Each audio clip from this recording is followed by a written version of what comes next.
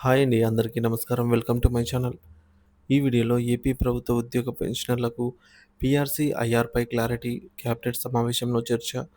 పూర్తి సమాచారాన్ని వీడియోలో తెలుసుకుందాం. వీడియోని ఎక్కడే కానీ స్కిప్ చేయకుండా చివరి దాకా చూడండి. అప్పుడే ఇన్ఫర్మేషన్ పూర్తిగా అర్థమవుతుంది. వీడియో చూస్తున్న ప్రతి ఒక్కరు వీడియోకి లైక్ చేయండి ఫ్రెండ్స్. వీడియోని తోటి ఉద్యోగ పెన్షన్ మిత్రులతో అయితే షేర్ చేయండి. కొత్తగా మన ఛానల్ చూస్తున్నవారు ఇంకా ఎవరైనా సబ్స్క్రైబ్ చేసుకున్నట్లయితే వెంటనే మన ఛానల్‌ని సబ్స్క్రైబ్ చేసుకోండి. దీని ద్వారా నేను చేసే లేటెస్ట్ వీడియోస్ అన్నీ మీ వరకు రీచ్ అవుతాయి. ఇక ఆలస్యం చేయకుండా వివరాల్లోకైతే వెళ్ళిపోదాము.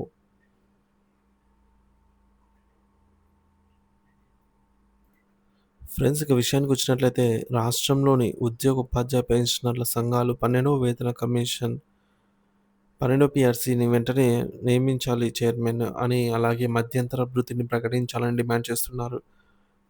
ఈ డిమాండ్లను ఏప్రిల్ 3న జరగనున్నటువంటి రాష్ట్ర మంత్రివర్గ సమావేశంలో చర్చించే అవకాశం ఉంది.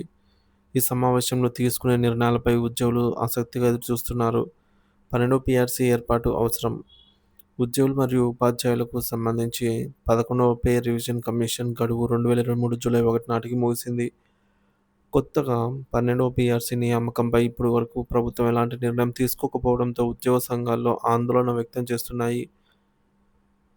వెంటనే 12వ పీఆర్సీని ఏర్పాటు చేసి దానికి చైర్మన్ నియమించాలని డిమాండ్ చేస్తున్నారు. మధ్యంతర భృతి, ఐఆర్ ప్రకటన.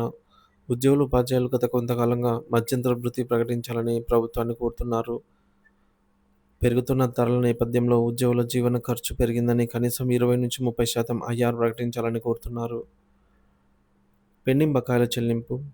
ఉద్యోగులకు రావాల్సినటువంటి కరువు భత్యం, డీఏ, పెన్షన్లకు రావాల్సినటువంటి కరువు సవరణ భత్యం, డీఆర్, అలాగే పీఆర్సీ బకాయిలను వెంటనే విడుదల చేయాలని ఉద్యోగ సంఘాలు డిమాండ్ చేస్తున్నాయి.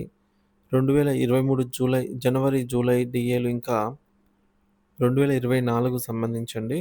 జనవరి, జూలై డీఏలు ఇంకా పెండింగ్‌లో అయితే ఉన్నాయన్నమాట.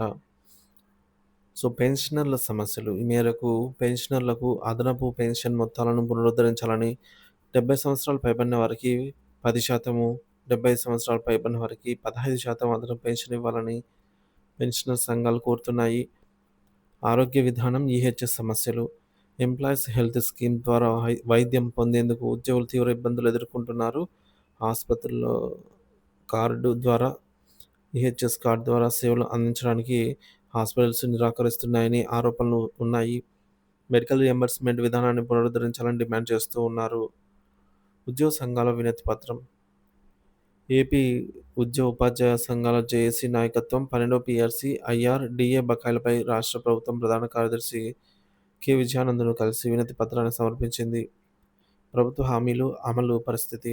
తొలుత అధికారంలోకి వచ్చిన తర్వాత పీఆర్సీ, ఐఆర్, డీఏలను సకాలంలో చెల్లిస్తామని హామీ ఇచ్చినా ఇప్పటివరకు ప్రభుత్వం నిర్లక్ష్యం వైఖరి కొనసాగుతుందనైతే ఉద్యోగ సంఘాలు ఆరోపిస్తున్నాయి. ప్రభుత్వంలో కదలిక. ఉద్యోగ, ఉపాధ్యాయ పెన్షనర్ల సంఘాలు అలాగే పీడీఎఫ్ ఎమ్మెల్సీల డిమాండ్ల నేపథ్యంలో ఏప్రిల్ 3న జరగనున్నటువంటి రాష్ట్ర మంత్రివర్గ సమావేశంలో 12వ పీఆర్సీ, ఐఆర్ అంశాలపై కీలక చర్చ జరిగే అవకాశం ఉంది. ఉద్యోగులు, పెన్షనర్లు దీనిపై భారీ ఆశలైతే పెట్టుకోనున్నారు.